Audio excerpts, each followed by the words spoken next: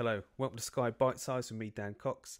I'm just going to go over a quick weekend review of the results, some of the interesting bonus points that I felt there was, tackles, pass and stuff like that.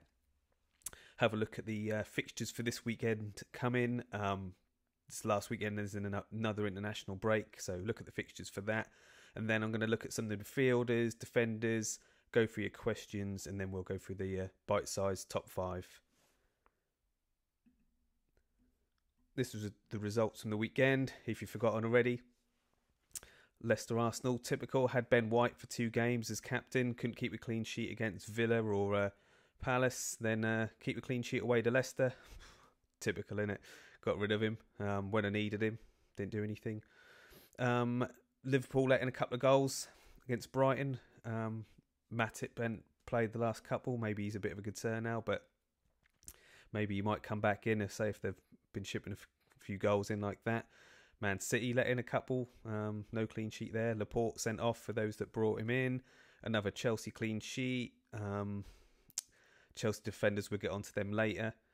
Southampton clean sheet for those that have Livramento, and we'll get onto him later as well. Manchester United beat Spurs, quite give them a bit of a hiding really. That was, Spurs are pretty terrible, so no surprise Nuno's gone and Conte's in, so got some questions about Spurs as well, but we'll get onto those. Then Sunday, not a great day for me, didn't have Rafinha, so typical that he got a 14-pointer scored and nightmare. 28 points for those that captain, so if you had him then great, he was in a lot of teams. And then West Ham blasted Villa. Just can't believe Antonio, they scored 4 goals and he's not got 1 attack in return, so that's a bit mad as well. Some of the notes I got from the weekend, so I'll go through these. So Arsenal, Ramsdale made 8 saves, tier 2 saves bonus, clean sheet, man of the match award. Aubameyang got tier 1 shot bonus. Same game, Evans and Soyuncu got tier 2 passing for Leicester. What else have we got here? Liverpool, 6 players got passing bonus, all of the 4 defenders. Like I said, Matip didn't start, but maybe he might come in now.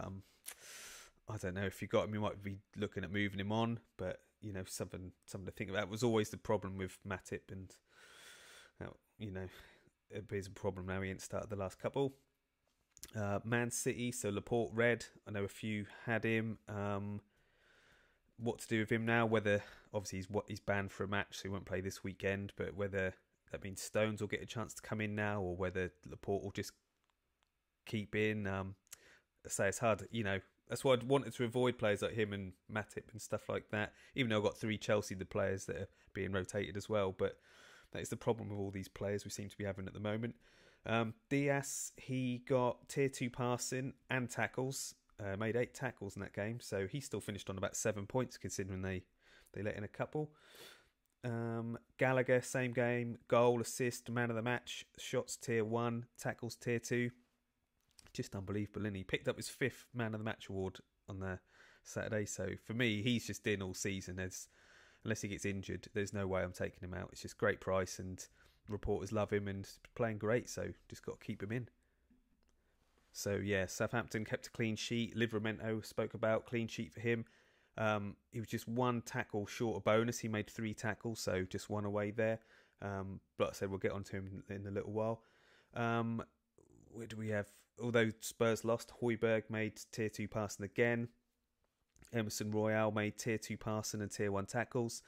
Bit unsure of Spurs now. Gonna definitely keep an eye on him. Not gonna. I see people sort of talking about bringing all players in now and stuff like that. Kane, yeah, I've got Kane, so you know I don't need to worry about that. But people are thinking of bringing him in. I think I'll just keep an eye on them for now and just see how they get on. They've obviously got to improve, but I won't go too mad just yet. And I'll get onto Chelsea as well. I've got the match card up for Chelsea. This is from FF Stuff. If you're not on FF Stuff, you really need to be. That's Saturdays. That's where I'm at 3 o'clock, just keeping an eye on all these passes, tackles and stuff like that. But you can see there, Rudiger, Silva, Christensen all made just crazy amount. Like, you know, 2 of them over 100 passes there. Reece James, 29 points, tier 2 shots bonus. He made tier 1 passing. A couple of goals, just unreal haul for him on Saturday. And Sunday, I did think about Rice a couple of weeks ago. But when the fixtures came out, I thought I'm going to need a Brentford player. So I went for Mbeumo instead, just to cover off that Brentford v Watford game. So I didn't go for Rice. And he's just been unreal since. And then, like, we call it a full house in Sky. So we've got a goal, assist, shot bonus, pass bonus, tackle bonus, and man of the match.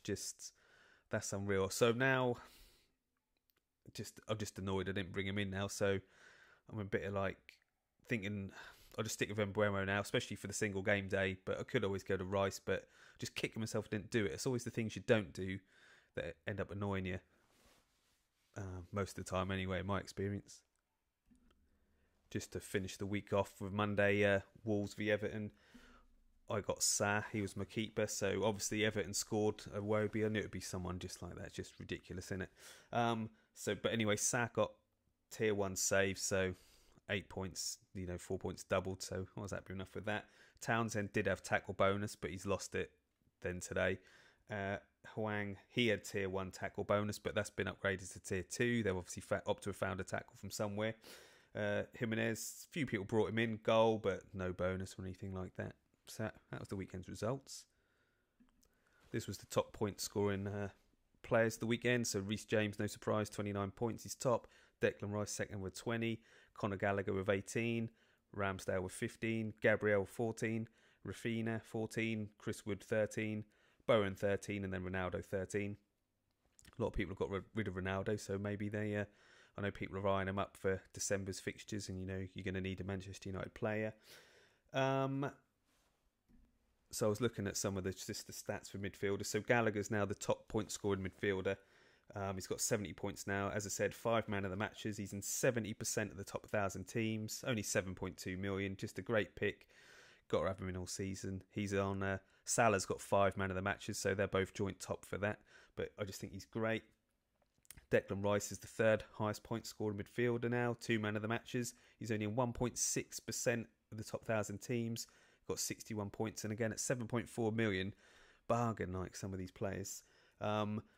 Gray, he's 5th. What have his last 5 games been? 5 points, 5 points, 2, 5, 2.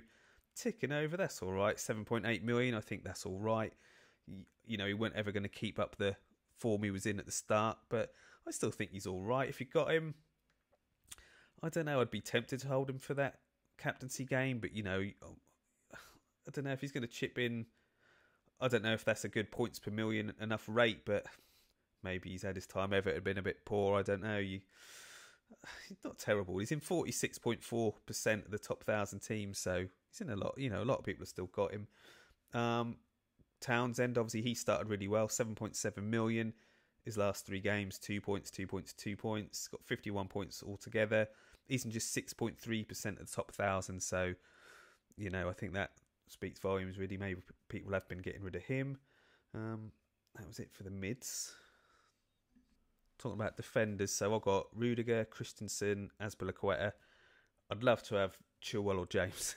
I know it's just because James got them points of the weekend, but those two seem to be, especially Chilwell, I think he seems to be most nailed on the left side, and he obviously didn't get any attacking returns or passing bonus of the weekend, but Reece James seems to be one. He's 8.9 million, so he's, when you think Chilwell's 9.6, that is quite a good price. So James is in 7.2% of the top 1,000 teams. Obviously got 29 points at the weekend. He got 66 points altogether. He's the 2nd highest point scoring defender, along with Rudiger. Both got 66 points. Cancelo's top with 70 points. I don't know. I think people have, I've got Azpilicueta and I'm just really not sure. They all started tonight, my 3. So what that means for the weekend, I don't know. But I could go down, might be a bit of a sideways move, but Azpilicueta down to James, save a little bit of money.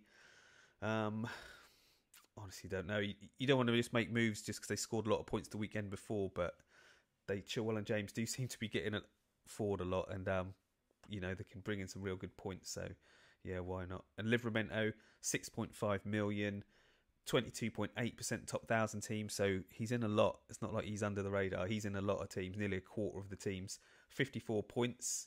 That's good. His last 3 games, he's got 10 points, 11 points, and 7. So yeah, I think he's good, and that price allows you to do a lot of stuff elsewhere in your team. This is this weekend's fixtures. So start with Friday, Southampton versus Villa. Tricky single game day. Villa, I think, are terrible at the minute. Don't upset any Villa fans, but I think they've been pretty awful. Southampton, they're not pulling up any trees. Would you bother bringing anyone in? I don't know. The only way I think about it is Livramento, who everyone seems to be talking about now. Not just as a captain for that night, which, yes, he would do, but as a long-term plan, that's a move you could make to then do other things. So, yeah, I think you could look to bring him in if you want to restructure your team. If you've got Matip, Laporte, someone like that, even one of them Chelsea ones, if you want to save some money and you're fed up with the rotation and stuff, you could chip them down to him. Obviously, it does give you a captain. If they keep a clean sheet Friday night, you'll be buzzing. But yeah, I can't see it being a high-scoring game at, I don't know, 1-0 Southampton or something like that. I don't know, 1-1. Can't see a lot in there. Saturday, tricky day, I feel. I think a lot of people are thinking about a Chelsea defender, but you just cannot predict who's going to start, can you? I know people said Thiago Silva won't start 3 games in the week, so Rudiger could be safe, or, Christensen, but it's always a worry. But yeah, I think a Chelsea defender, if you've got Mendy, it's probably the safest choice. Obviously, Man U, Man City, you can check the lineups if you've got Diaz or Cancelo, but I really don't like captaining players in games like that. If you've got a Brentford player, like I've got Mbuemo, if find out he's going to be back, then yeah, like you captain anyone against Norwich, to be honest, at the minute. But it really for me, I don't think you'd captain Gallagher against Wolves. So yeah, tricky day. I think Saturday is. Move on to Sunday. A few options there. If you've still got Vardy, fancy him against Leeds. Kane, if you think Conte's going to get to work that quick with him and turn him into a striker who's going to start banging the goals in. If you've got Aubameyang still, could be a shout. Or Salah obviously will be the 99% picked captain, I should think, for Sunday. If you've got Antonio, but I think it'll be Salah really, and that's this week done and dusted. I don't like to really talked about Livramento and stuff like that, but I don't like to make moves before an international break. So I think now just keep your team as it is, get to the break, then make a plan when you've got a bit more time, and then thankfully we ain't got any more international breaks after now, so we've got a good run of games, so that's when you can really sort of get into a bit of rhythm and stuff like that. So I think I'm just going to try to see this weekend out and then attack it after the football starts again. Had loads of questions this week, so thanks everyone who sent a question in. We'll get to him. So Luther there, he's saying keep Gray for the upcoming single game, or just sell and bring in Reece James, Dunk or Webster with the 8.9 million I would have. He's only got 3 at the back: Cancelo, Azpilicueta, Christensen. Do you keep Gray just for what could be a 4-point captaincy, or do you just put in someone like Reece James who could probably score 30 points in that time? Just say, like, I had Sarr in goal. Did want Mendy, then I thought, it was too late. I had Sarr. So when everyone was then moving on to Mendy, I just kept Sarr for the single game day, just gone. So he got me 8 points.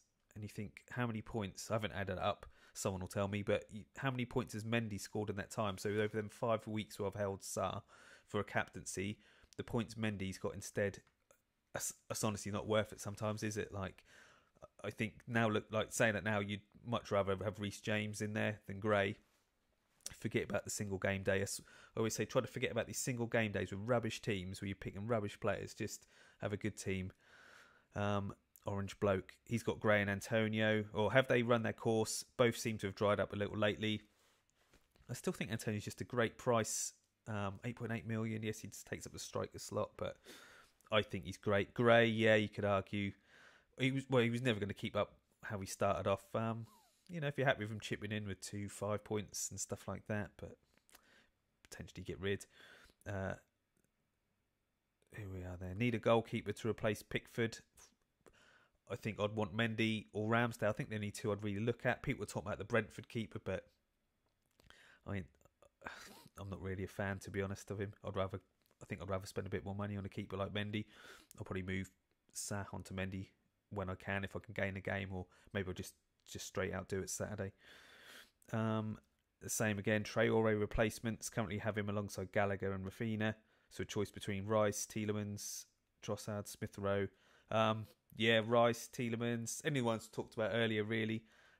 Depends what you need budget-wise. But yeah, I don't think you can go too far wrong with Rice or Tielemans. Right, let's move on to some more. Loads here. I'm going to start with the ones on the right. So Dragos, what to do with Kane? I think hold him for now. I think he's going to be a good captain for more than the few games coming up, and hopefully Conte will get him scoring some goals. Tom said, what would you do if you were sitting on Danny Ings? If you don't start Friday, just get him straight out and forget about that move. That's unbelievable, that I think some people brought him in before for the game against Arsenal to have him as captain on Sunday, and just, but I don't think Dean Smith's been good for that before. I think he's lied about things and kept it quiet, so yeah, really annoying that is. So really unlucky if you made that move. So yeah, I can't see him being back for Friday. But yeah, like you've said there, shift him to Livramento, use the budget to fund an upgrade elsewhere. And yeah, he said about Livramento's ownership, he will probably be the most popular captain on Friday. John, 390th position with 946 points, 29 transfers left. B team is 291st with 955 points and 23 transfers left. Have I used too many for a shot at winning? No, I think both great. Obviously, the team with the more transfers left, I think I prefer that. I think to have an extra 6 transfers there. But no, that's fine, mate. Just carry on as you are. You're doing well. Into the middle there. Kuchar, worth swapping Ings to Livramento on Friday if he's not fit. 35 transfers left. Would free up some funds for 3 big strikers. Yes, if you go to Livramento, you can then have your three big strikers, can't you? Because he's just so cheap. Are Chilwell and James must-haves, or Mendy, Christensen and Rudiger still enough to cover Chelsea defence? If I could have a choice, I would have Mendy, Chilwell, James, Rudiger, something like that. Christensen, Azpilicueta, I'm not so sure on. But yeah, Chelsea defenders, they do seem the ones to have. Phil Speck, so he was then replying to Tom there, like saying about bringing in Livramento. He was thinking about bringing in Tony. Maybe he's thinking of sticking with that. I think I'd do Livramento. Like he's going to, because of the ownership, he's just going to be in so many. I think it's the way to go just to cover him off.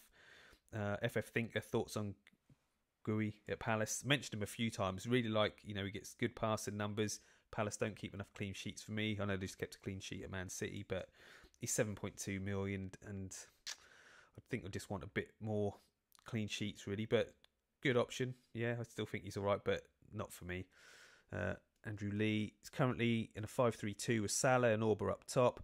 Would you stick with this during Christmas and rotate with the premium strikers, Salah, Ronaldo, Kane, or change the formation to a 4-3-3 to get in all at once? He's 339th with 30 transfers left, so good position, good transfer count.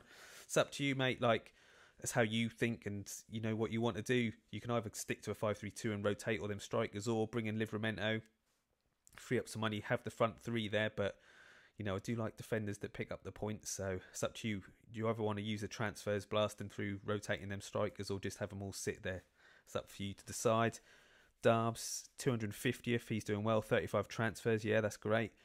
He's 110 points off the top spots, and he thinks some of 23, 27 transfers left. Well, if we look at the stats, you can see on average that a lot of them top 10 are down, to about 12 transfers left on average, so there's a lot that have used more than that. What's he saying? When does being patient outweigh being aggressive with transfers? Trying to be patient without the gap getting too wide. That is hard when to sort of make these moves. You're in a good position, doing well. I'd always traditionally try to make up the points in the second half of the season and after Christmas. And, you've got a load of transfers. When you use 5, you can use a few. It's obviously you got to make the points up with them, but you're in a great position. Robert Wright, you don't have a Southampton or Villa player. Should I use transfer or leave it? Like I said before, if you want to restructure your team, then yeah, Livramento. But as a single game day, I don't think there's going to be anyone coming out with that with 16, 18 plus points. So, not for me unless you want to restructure. Jay, he's Raphinha since the overhaul, but is it time to move him on, given Leeds' upcoming run of fixtures, or would you hold him long term? I'd just leave him in. I know I took him out because of the injury. You know, supposed to bad injury when he was brought off the pitch and stuff like that, and then he's fit to go the next weekend. So a bit annoying, but I'd just leave him in. A great price. I don't think Leeds are going to particularly have a great season, but he's still going to get points. He's just unreal. Like he showed on Sunday, just man of the match, shots, bonus, goal, and yeah, I think he is one you've got to have, even though I don't have. Had so many questions this week, so I'll just do these last ones. So Andy Francis, do you think it's more beneficial to go with 3 big hitters up top? Like I said before, you know, if you want to be swapping around using transfers, you can, and keep your 5 solid defenders. It's that is however you sort of want to play it. Yeah, it's up to you to decide that. Really, I think I'll probably do one. You know, one of my teams I'll keep 4-3-3. The other one I'll go 5. You know, keep that as 5-3-2. And just do it and just see how they get on. Ryan West, 45th overall, great going, but used 11 transfers with all captaincies covered. Do I need to start slowing down on transfers, or is that on par? Looking at the average transfers, mate, you're on par with 29 left. You're doing really well, mate. So I'll just keep doing what you're doing, and yeah, don't worry about it too much. Just keep going as you are. Reese's Friday skip, like we said, I think so. But if you want to restructure, then go for it. Saturday captain. Yeah, like we said, Chelsea, the obvious target, but can't see the team. Play it safe with Rudiger, Mendy, you know, or another punt on Havertz. Yeah, I obviously Mendy's the safest, and whoever you predict is going to start, you know, so hard to call with Chelsea. He's worse than Pep Guardiola took all. So, yeah, I honestly don't know. Matt saying, with Everton's current form and upcoming fixtures, is it time to move on Gray? I think so. Like I just said with Sarr, held him for that single game day. It's not been worth it. You could get a lot more points in the meantime. Darren Phillips, time to move on from Townsend. Any suggestions? He's bringing in Dunk already. So with 0.5 mil spare, in case I go Antonio to Kane or Ronaldo, I've been watching Rice for 3 or 4 weeks. Very consistent. Yeah, I think you had said about Rice before. Yeah, he is. I got put up because he wasn't. I like someone who regularly gets passing bonus, but with a tackle bonus, and I know he's not going to score every week and stuff like that and get assists, but yeah, for 7.4 million, I don't think you can go too far wrong at all. And I say he's hardly in any of the teams at the minute, so yeah, I think so. Celery, he's got Azpilicueta. Do I hold or switch for Reece James? Already got Chilwell and Mendy. Can do, save a little bit of money, can't you? I think he's going to get you're obviously going to get rotated here and there, aren't they? But I think there's so much more upside to Reece James than Azpilicueta. So, yeah, why not? Josh Woodridge, he won the fan team. Thanks for watching, Josh. Hi, Dan. Are there any particular good entry points you can see for Ronaldo? My forwards are Kane, Watkins and Salah. So get Watkins out straight after Friday. Let's have a look at FF stuff, fixture grid. So you can see there, Manchester United. So you can move from Watkins onto him this Saturday, or if you want to move someone else to Ronaldo, so not this side. Where are we? Yeah, not this side of the international break, because then the 20th they play on the Saturday as well. But then you could on the Sunday when they play Chelsea, whether you want to bring him in like Ronaldo against Chelsea, or then when they play Arsenal, that's the last games of that game week, so you can get the fixture first, then move them on, or then again against Palace, they play on the Sunday, so you can move off someone on the Saturday. But I'd probably get rid of Watkins after Friday, to be honest, and straight onto him. But it's up to you as always. Right, thanks again for tuning in. I really appreciate it, and all your questions. It's watching and sending me stuff in, then it makes the show better and stuff like that. So I want to make it as best as I can for you. So yeah, thanks for that. And if you are here, if you can give us a like and subscribe, that always goes down well. So again, really appreciate that. I'll be back Thursday night. I'll do a stat pack. So we'll look at the top 1,000 teams ownership, top transfers in and out since last week, average transfers remaining, and then anything that pops up over, it's now Tuesday night. So anything pops up over Wednesday or, Thursday night for the European football. And then have another quick look at the fixtures, see if any of my plans are changed for captains or anything like that. So again, thanks for tuning in, and catch you in a couple of days.